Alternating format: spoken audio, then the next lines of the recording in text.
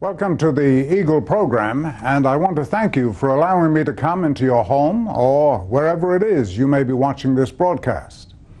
I hope it's going to be a blessing to you. I was taking a friend of mine to an appointment downtown in our city the other day, and it was around the middle of the day, and as we were driving along, we came to a stoplight, and as we stopped, something in a building doorway attracted my friend's attention, and he looked over and then called me to have a look. And there in the doorway was what seemed to be a pile of rags.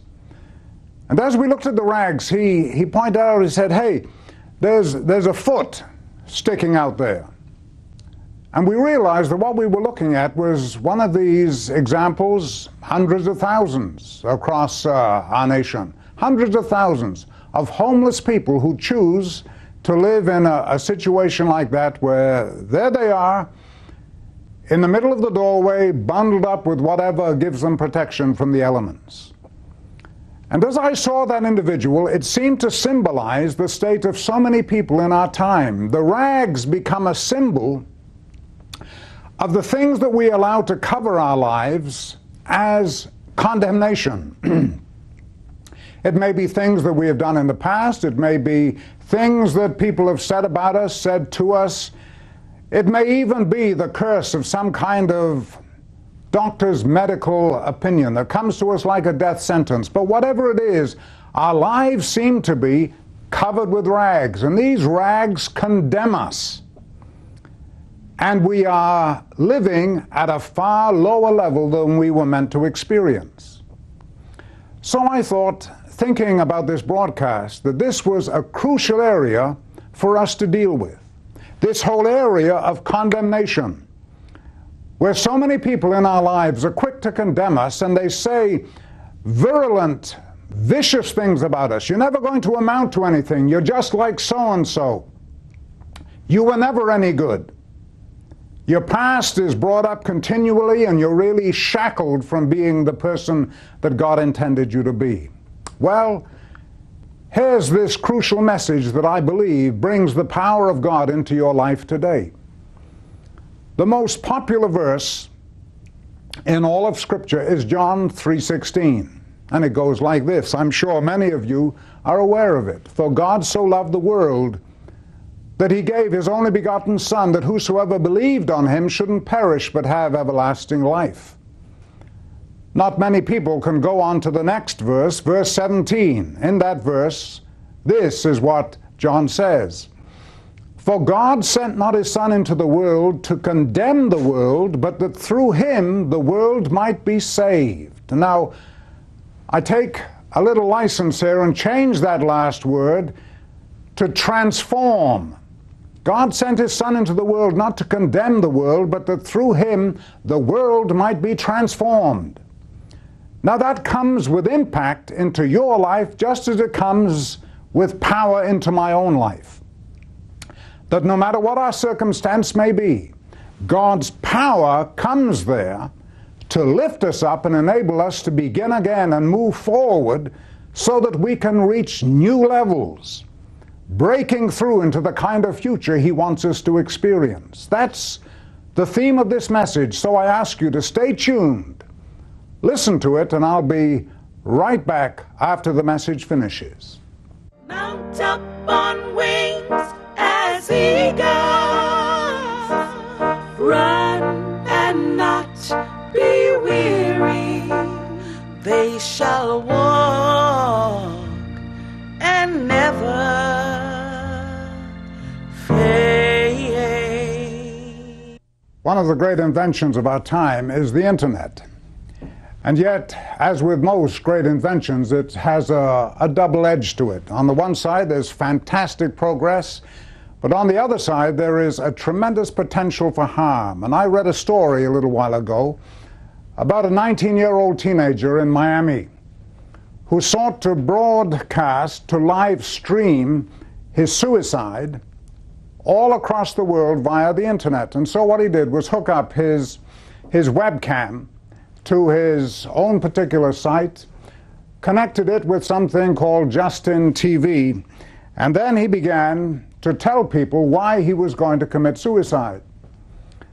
And all the time he was talking, there he is taking prescription pills in front of a whole audience right across the world. And as he was doing this, he was doing it to the accompaniment of loud laughter, expletives, as people were urging him on with all kinds of derogatory comments. Go, go, go. And they wanted him to really make a spectacle of himself as he was in the process of committing suicide. He's alone. Nobody is there with him to help him. And he also left a suicide note. And in the note, this is what he said. He said, "I hate myself. I hate living. I've let everyone down.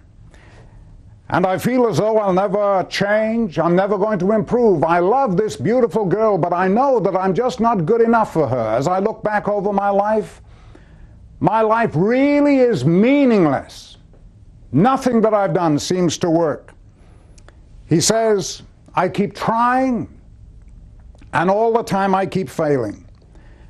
And so this 19-year-old boy, as he's continuing to live stream his whole process towards death, is encouraged on by all these comments from people around the world. And there are viewers, and they post their own blogs with their own comments with these internet words, OMG, which means, oh my God.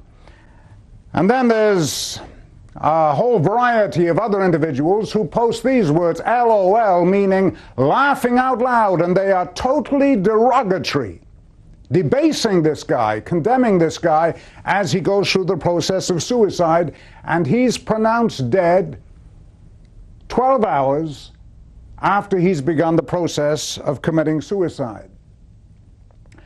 It seems like the 21st century of the equivalent of public executions back in the 1700s.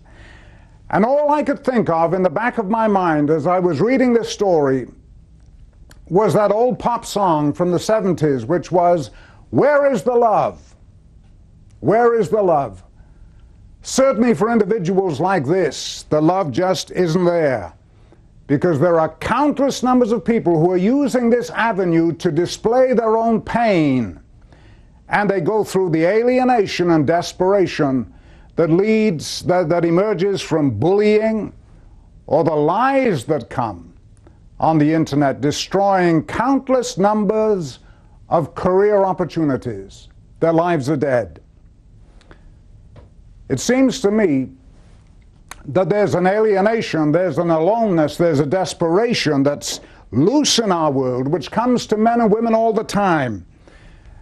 And they feel condemned, they feel put down, and they, in fact, we all need to hear those words from Jesus coming from the verse John 3:17, which says, "I have come not to condemn you, but to transform you."